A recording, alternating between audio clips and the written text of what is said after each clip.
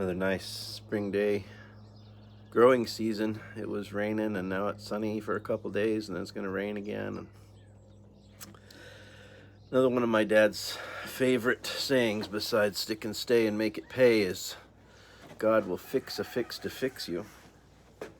And I wanted to apply that one to faith. I want to talk about faith, at least a particular angle of faith that isn't always talked about.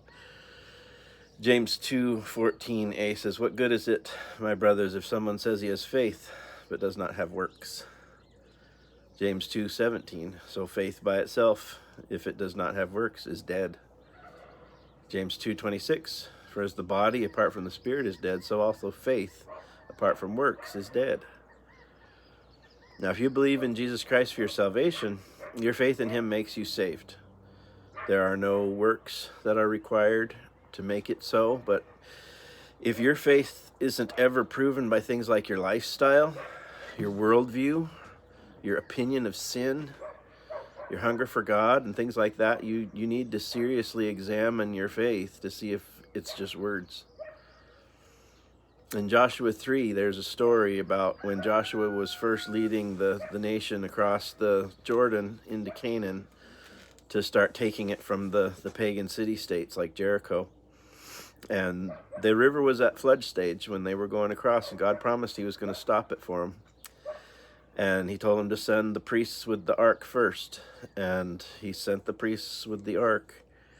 And they were walking towards the river and nothing happened. And they kept walking towards the river and nothing happened. They approached the river, nothing happened.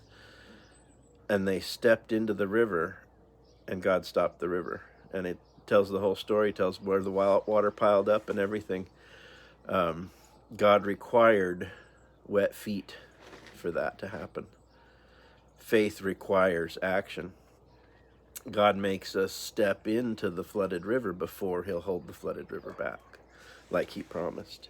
That's very consistent. The principle is very consistent. You'll see it over and over. It's not just to trigger God's intervention, but it's also to check your attitude. God does that to check your attitude. Check if you're really relying on him. There won't be, for this story, there won't be any smartphone pictures. This was not only before smartphones, this was before cell phones fit in your pocket. I think we had a cell phone. It was about like half of a briefcase, and all it did was telephone.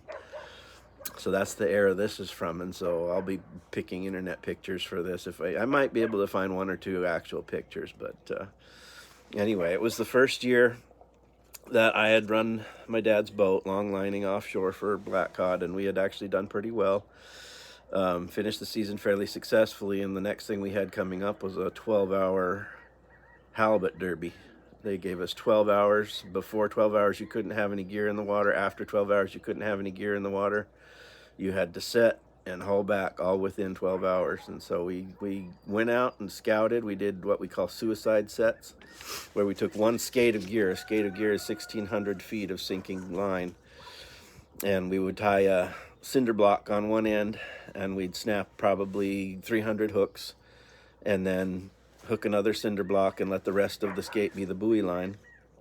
And we set several sets like that into different spots, and caught enough lingcod and yellow eye and stuff like that to pay for the fuel and the food and stuff, and just kind of had a good time out there. Actually, it was kind of a vacation trip. But we found halibut. We found them. And so we went out on the trip. I actually got help from a couple friends, Clyde and Dave, and had them come out with my deck boss and my cousin Ryan, and laid on the spot, waited for the opener to come. It opened at 8 a.m. There were a bunch of boats, and I got really concerned. And 8 a.m. came around, and we threw the buoy, and we started going, and we went northeast, and everybody else went southwest. And I was like, yes, they didn't know my spot. And we dropped 2 strings, about 3,500 hooks, and got everything set up the deck to haul, got Clyde and Dave all dialed in what they were supposed to do, and got all ready, and didn't wait very long because it was the time was tight. So we went back to the first buoy that we had set and started hauling, and it snagged up. And before we even got to the anchor, it snagged up and broke off. It could even have been on my dad's first big boat that sank out there. It was right in that spot. But we pulled up, got the anchor, and we got about 30 hooks. And they were all empty. And I got really shaken. I was prayed up. We had done our due diligence. We had scout tripped. We had done everything we could do. And those hooks were empty. All that octopus came back with nothing on. I mean, not one fish. And I was worried because I had, my college money. I had my family's income. I had my deck boss Brad's income. I had, my cousin's college money. I had, I didn't want my friends out there, Dave and Clyde out there just for fun. I wanted to give them a little hit, at the end. And I had put a lot of weight on this. I was 18 years old and I'd put a lot of weight on my shoulders on this. And there was nothing on those hooks. And I got a little shaken. My faith was a little bit shaken there.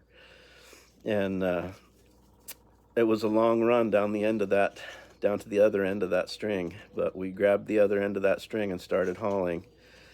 And fish after fish after fish after fish after fish. We just, pretty much every hook, if there wasn't a halibut on it, there was a lingcod or a yellow eye on it. We just slammed them. And they were really small. We had to measure every fish, and that was really tedious. But, and we had to grind hard to get everything in time because we only had 12 hours to get it all out of the water. But I had done all the due diligence. I had made myself as ready. I had prayed it up. My family had prayed it up. We were, it was a big deal to us. That trip was a big deal to us. It ended up being over $20,000. And if it had been nothing, that would have been a lot of nothing for that year because we didn't get any more halibut that year. So it was a very big deal, and I was concerned. But God let those first 30 hooks come up empty, I'm convinced, to say, okay, where's your heart? You really believe this? I'm going to bless you. Do you really believe it? Here's 30 hooks. Do you really believe it?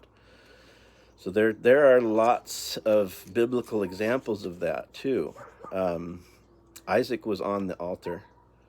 He wasn't walking there and then they walked by a ram in the bush. He was on the altar. The 3 Hebrew boys, they were in the furnace.